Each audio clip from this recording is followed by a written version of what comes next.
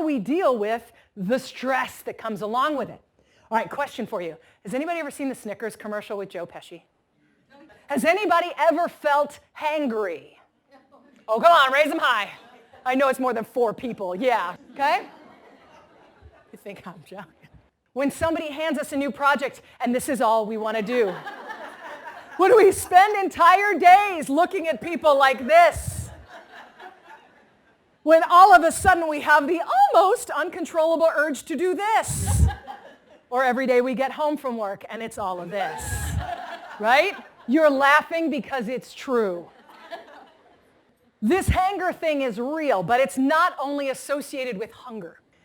What it is your emotional energy is run out. So emotional energy is what is required to deal with stress in an adult fashion, maturely, calmly, and be able to deal with stuff, not go all Joe Pesci on somebody. So every morning you wake up and you've got so many units of emotional energy. Let's say 100. If you have small children, you have half of that because children, all right?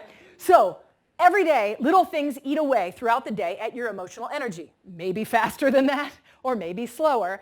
Traffic, deciding what to have for dinner, deciding what to wear, trying to get your kids out the door, trying to get your kids' shoes on, trying to get your kids' finger out of their nose, whatever.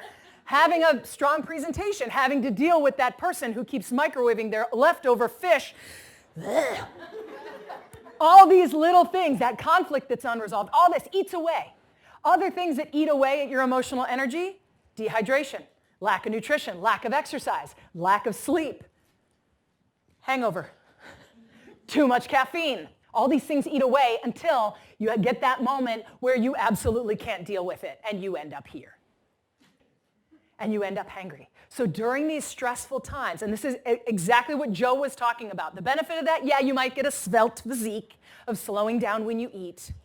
You might, lose some weight, not have a heart attack, but it'll also help you better deal with stress, build you a buffer of emotional energy. I'm not saying, just like he didn't say, that you have to eat kale 3 times a day and exercise 2 hours a day, completely eliminate alcohol and caffeine and drink a gallon of water a day. I'm not saying you have to do that. Pick one. Maybe when you start feeling like, holy crap, I'm about to punch somebody in the face, I think I'll take a walk. And just giving yourself that little bit of a buffer so that you're able to deal with things in a mature way that gets you the results that you want. So what's that one little thing that you can do to get that buffer? I travel a lot. I try to drink literally a gallon of water a day. But whatever you can do, build that buffer for yourself. Another thing that helps with stress reduction is escape. Now, vacations are great. I just went camping for 3 days. It was spectacular. We sat in the hammocks. We overlooked the beautiful pond. We drank our coffee. But maybe you can't do that all the time. Maybe it's sitting on your back porch. Maybe it's meditation or a yoga class or whatever. Or maybe you're like, Anne, I'm not really the sit still kind of person. All right, maybe it's death metal concerts. Maybe it's a dance class or boxing gym. When you've got somebody swinging at your head, you are not thinking about the conflict you have with Susie in the next cube over. Find that thing that lets you escape. For me, it's putting together IKEA furniture. I love it. I seriously considered a part-time job as an assembler during Christmas at IKEA because, oh my God, it's so fun. I love puzzles. But anyway, whatever it is that gets your mind, I get very excited. What is that thing that gets your brain off of the stress, gets your brain away from it?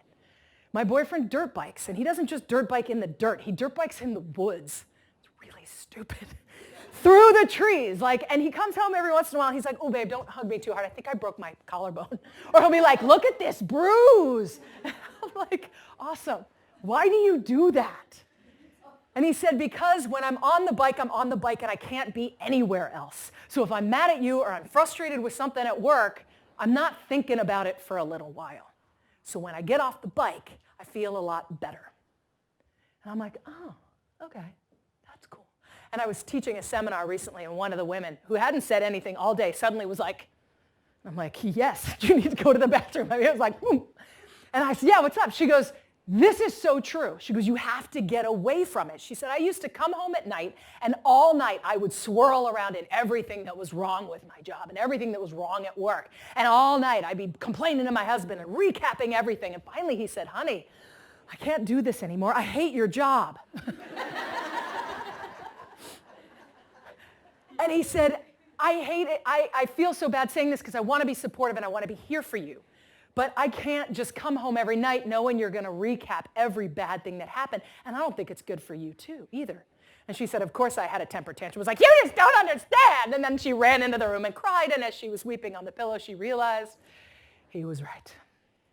And so the next day she came home with an egg timer. And she's like, honey, I've got the solution to our problem. And he's like, we're having eggs.